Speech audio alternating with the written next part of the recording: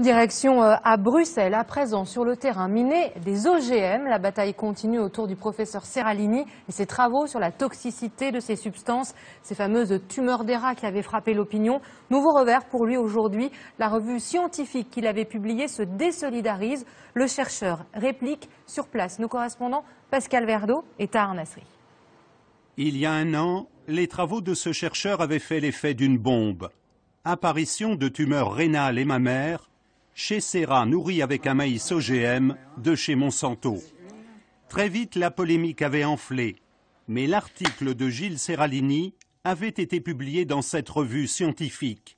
Avant un nouveau coup de théâtre aujourd'hui, dans une lettre envoyée au professeur Seralini, la société éditrice annonce le retrait de l'étude. Ces raisons sont réellement surprenantes. D'abord, elle reconnaît dans sa lettre qu'il n'y a ni fraude ni mauvaise interprétation des données.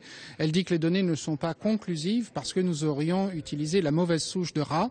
Des pressions insupportables, selon le comité de soutien du chercheur, qui pointe cet homme, Richard Goodman, chargé d'évaluer la sécurité des OGM chez Monsanto pendant 7 ans, et membre aujourd'hui du comité éditorial de la revue qui avait publié Seralini. L'éditeur de son article a embauché quelqu'un qui vient directement de chez Monsanto, qui s'appelle M. Goodman, qui a déjà eu la peau de quelques articles et qui s'emploie depuis des mois à avoir la peau de celui-là.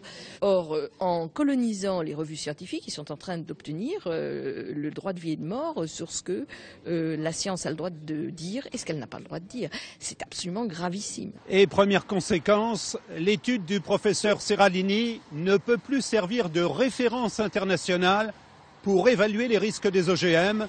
C'est la raison pour laquelle ce lanceur d'alerte est venu aujourd'hui à Bruxelles pour sensibiliser les députés européens.